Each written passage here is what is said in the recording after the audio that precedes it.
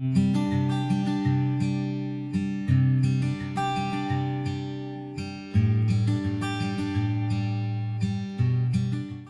friends, welcome back to my channel. If you're new here, welcome. My name is Stephanie and today I'm going to be sharing something fun that I did in the living room area. So I hope you enjoy, and I just loved the process of this. It was super quick as well and it didn't break the bank. So I hope you enjoy this video and let's get to the project.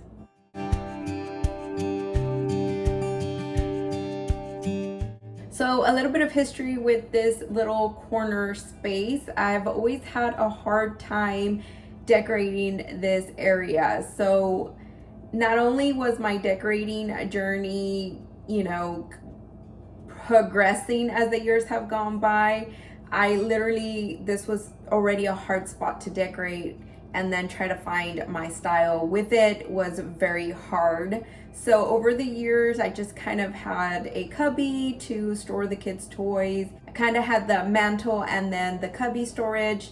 And then I bought this thrifted cabinet and then had the toys at the bottom and then still having some decorative stuff at the top. And then I made a change with the TV situation. So I bought a TV armoire on Facebook Marketplace, and I felt like the cabinet and the armoire competed, so I did not want to feel like I had two big things side to side. So I went ahead and sold it for $40 on Facebook Marketplace, and with that money I ended up buying the desk. So the desk was $30 and I was not loving the crackle situation, but I loved it enough that I knew that if I gave it at least a good coat of paint, it would look decent enough. Then I was left to figure out what to do with the remaining space, because the desk was only so far covering the wall and I had a good chunk of space left over. Now on the opposite wall, I have plugs and I have our internet cord and another cord coming out of it. So it was essential for me to plan around it. I couldn't completely permanently build in something that wouldn't move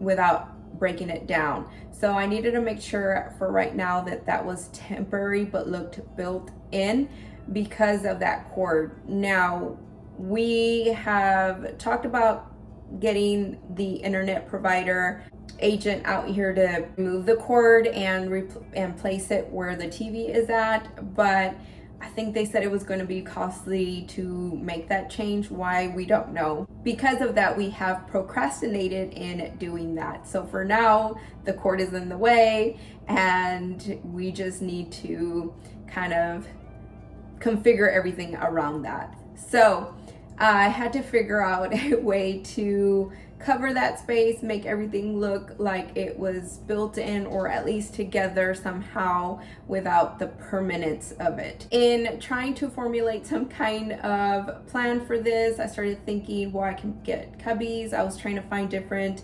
toy storage benches on Facebook Marketplace, and just nothing was right width. Everything would stick out, then it would be in the way of the drawer. So just when I was about to give up, I realized that I had some crates that I had stacked together with some screws a couple years earlier to make like a lemonade stand thing, and that's what I would use with my son when I was teaching him here, like dramatic play. So I remembered I had that and I thought, well, what if I put that? So initially I was just gonna do the bottom two crates together and just have one long bench, but then I was gonna be left with that gap up at the top. It was like playing Tetris while planning this whole makeover. So while I was unscrewing the first top crate, I took it down and realized the two and then the one crate at the bottom just fit really well in that area. It was just the right width and height and everything. So I squished it up against to meet with the desk at the corner in the back. So the crate only went so far, and then there was gonna be some gap. So I thought, well, I can go to Home Depot, I can get a width, the same width of from the crate to the wall to cover all of that. And that's what I did. And also it works to reinforce the crate, so that way I could make the other bottom crate a little bench, because if you just sit on it as is, the slats on the crate will break. So I had to reinforce it. The good thing about these crates were, at least where the handles are, is real thick wood and not those cheap slats. So that's what helped reinforce everything together. And then I bought some furring strips. That was going to be like my trim. I like to buy that because it's cheaper, because you buy it per piece and not per foot. So it's just cheaper for me, and it doesn't bother me how it looks versus using the thin trim. So that's just my preference, but I'm just giving ideas, and you can use whatever materials work best for you.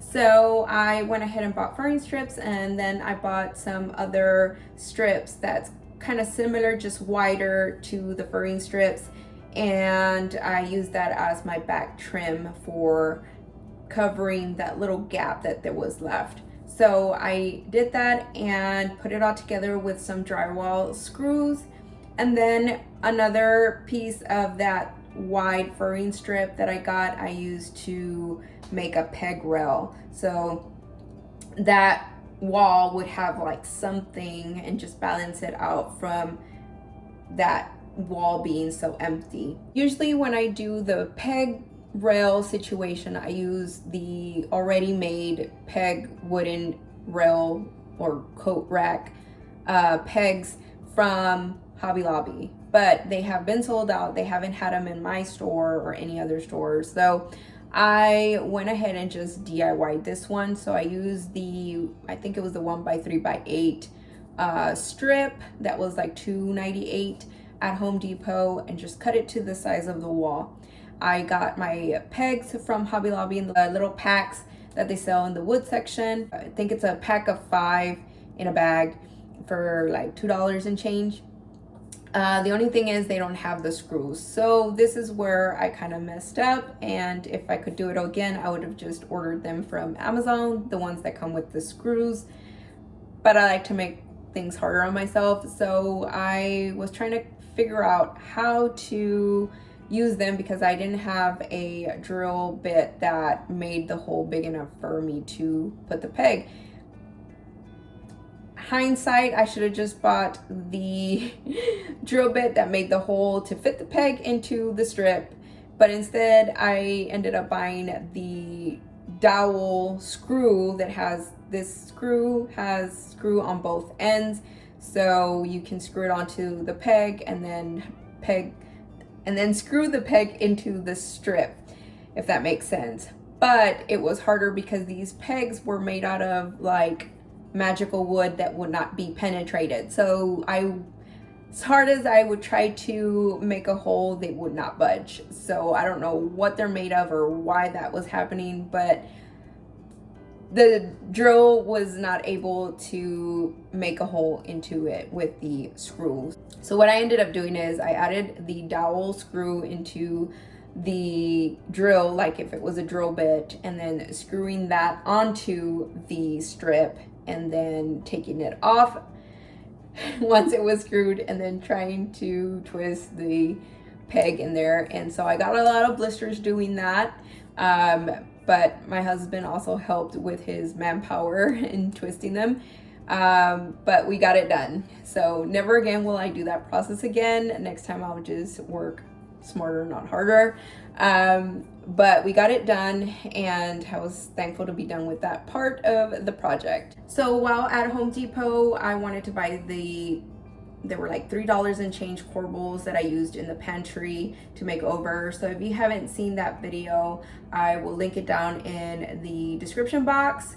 But those are the corbels that I used in the pantry, and they're affordable. So I wanted to use at least 6 so that way the board was sturdy on these corbels, because they're for decorative purposes, but if you're not putting really extremely heavy things, you can use them for storage or to hold something light.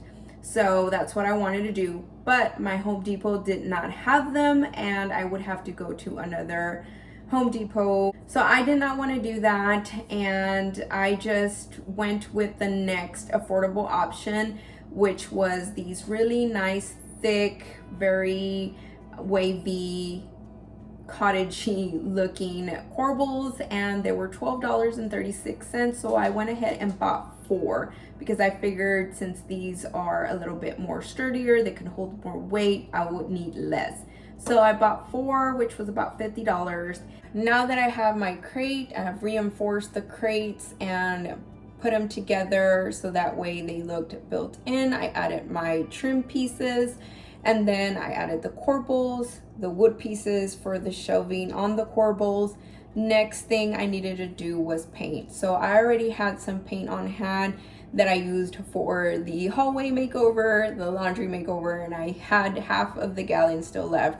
And I went ahead and used the accessible beige from Sherwin-Williams in the Home Depot formulation or whatever they do on their can of paint.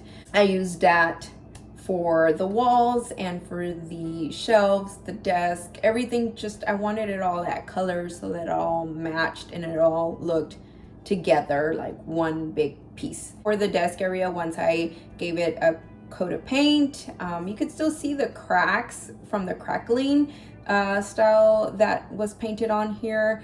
But I mean, you have to really stare at it and be up close and personal, but from afar it looks fine. It still looks way better painted one solid color than what was going on that desk. So I thought that by changing the pulls, it would really change the look of this desk. I had purchased these pulls at Home Depot like 2 years ago, I believe, and just never used them. Initially, I wanted to use them in my kitchen. I went a different direction and bought the wooden knobs, and then just kind of was left to keep those. So I figured I would use them one day, I just didn't know where. So the time arrived. I remembered I had these and I tested them out. The holes didn't quite align, so I did have to drill a hole wider so that they could accommodate these pulls. But once I got them on, it just really made this space really cute and just cozy. It gave this desk life and it just gave it a whole new look. So a little bit of paint and some new pulls, it pulled this look together, and it just really looks really beautiful now. That's what I did for the desk area to be completed. I bought these burlap storage boxes on clearance at Hobby Lobby. I believe they were like $5 or $6 each, and I thought this would be great storage for more acrylic paints, oil paints, all these other paints that I have. I just have so many stored in there. And then I had some locker plastic white bins that I got from Dollar Tree a while back. So I spray painted those a chrome spray metallic color, and just to give that illusion that they're galvanized, and I think they look really cute up there. But that's also extra toy storage up there. And then of course inside the crates I will have baskets and toys would be stored in there. To cover that area though, I went ahead and bought some fabric at Hobby Lobby during their 40% off fabric sale, and I just got some duck cloth type of fabric. I believe this one was $5.99 a yard, so at 40% off it was like $7 and change because I wanted 2 yards. So I just hot glue the edges so that they don't fray, and then I scrunched up pieces and used my hardware stapler to staple those onto the crate. For the bench area, I just bought some foam a square foam from Hobby Lobby. It was $10 for the right width that I needed. And all I did is use some of that duck cloth that I bought from fabric from Hobby Lobby and wrapped it around. I hot glued it. It's probably not best to do this, but it was easy, and I didn't really have another way of thinking to do it, so I just did that. And I added some Velcro pieces to the cushion and to the wood part of the crate area for the bench, and then just aligned it so that way it's not shifting everywhere and the kids are not taking it out, playing with it, and it just stays stuck on there.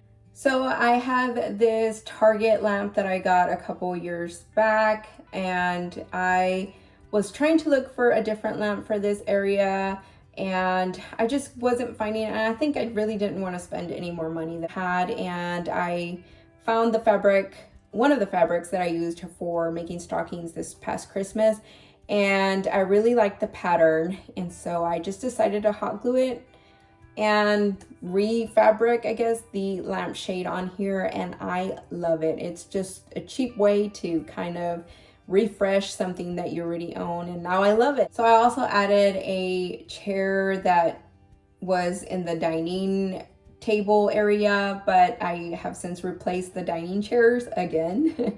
So I figured that why buy another chair? So in the meantime, I'm going to be using that chair here, and then I just added a pillow for now, just to kind of tie in the look and feel of this space. But I may replace it at some point, but the right chair has to speak to me before I'll spend on another chair.